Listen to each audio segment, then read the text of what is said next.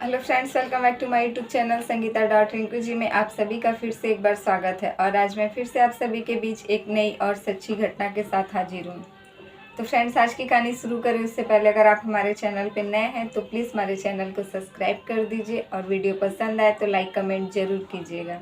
आज की कहानी शुरू होती है पश्चिम बंगाल के रिसड़ा से, जहाँ की एक जूट मिल इलाका लगता है और वहीं के रहने वाले एक व्यक्ति जिनका नाम जीवन लाल रहता है और इनकी पत्नी का नाम रहता है ललिता देवी।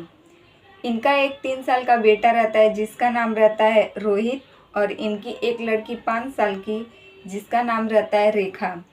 यह जीवन लाल जो थे यह बहुत ही गरीबी अवस्था में अपने पूरे परिवार को चलाने के लिए रिक्शा चलाते थे और इनकी पत्नी अपने दोनों बच्चों के साथ जो है खेती बाड़ी का काम देखती थी। बहुत ही गरीब परिवार था। अगर वह रिक्शा एक दिन न निकालें तो उनके घर में चूल्हा तक नहीं जलता था।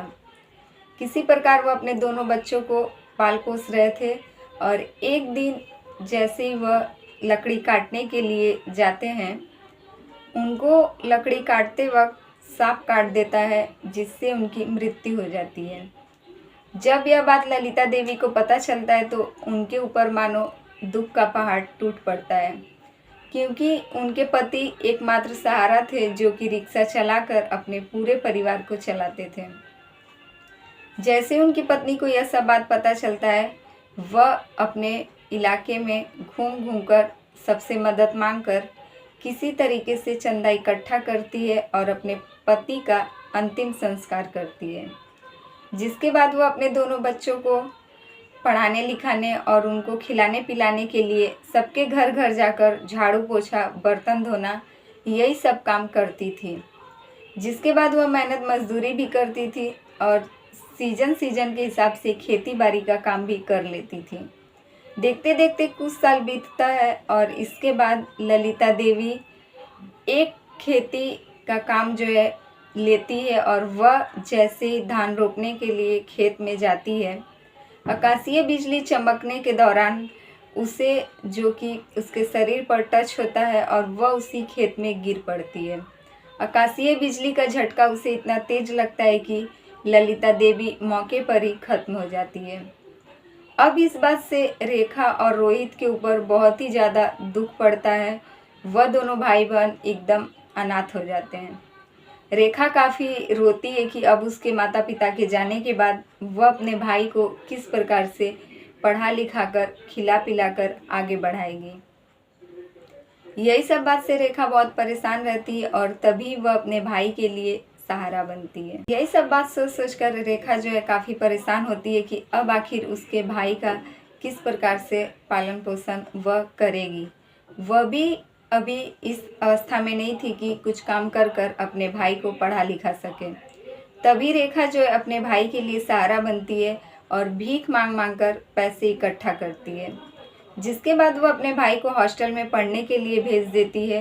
रेखा जो है अपने भाई को पढ़ाने लिखाने के लिए कोलकाता के एक हॉस्टल में उसे डाल देती है और उसके बाद जैसे ही हॉस्टल का खर्च बढ़ते जाता है, रेखा एक दिन उसी कोलकाता के रेड लाइट एरिया में पहुंचती है और वह अपने भाई को पढ़ाने लिखाने का खर्च उठाने के लिए खुद एक कोठे पर जाकर वहां काम पकड़ लेती है। कुछ दिन बीतते ही जैसे उसका भाई रोहित अपने 3 दोस्तों के साथ सोचता है कि कुछ मस्ती करने के लिए बाहर जाया जाए और वह लोग उसी कोठे पर मुजरा देखने के लिए पहुंच जाते हैं। उसके 3 दोस्त आगे चले जाते हैं, लेकिन पीछे से रोहित जैसे यह देखता है कि इस कोठे पर उसकी बहन है, वह संग संग अपने पैर वापस मोड़ लेता है और तुरंत अपने हॉस्टल के कमरे में पहुंच जाता है। वह हॉस्टल आकर बहुत ही ज़्यादा रोता है, यह सोचकर कि उसके माता पिता के जाने के बाद उसकी बहन ने उसके पढ़ाई का खर्च उठाने के लिए अपनी इज्जत को किस प्रकार से दांव पर लगा दिया। और रोहित एक लेटर में अपने मन की पूरी बात लिखकर खुद उसी हॉस्टल के कमरे में अपने आप को फंदे से लटका लेता है। जैसे ही उसकी बहन उससे मिलने के लिए अगले दिन उसके हॉस्टल पहुंचती है, वह हॉस्टल के कमरे में जाकर देखती है कि उसका भाई जो है फंदे से खुद को वह अपने भाई को लटकता हुआ देख लेती है। जिसके बाद उसे अपने भाई रोहित के पास से वह लेटर मिलता है जिसमें कि वह अपने मन की पूरी बात लिखा रहता है कि किस प्रकार माता पिता के जाने के बाद उसके पढ़ाई का खर्च उठाने के लिए उसकी बहन ने अपने इज्जत को दांव पर लगा दिया और इस वजह से वह तंग आकर अपनी ज़िंदगी को ही ख़त्म कर दिया। फ्रेंड्स, ये रही आज की कहानी अच्छी लगे तो प्लीज़ हमारे चैनल को सब्सक्राइब कर दीजिए और वीडियो पसंद आए तो लाइक कमेंट ज़रूर कीजिएगा।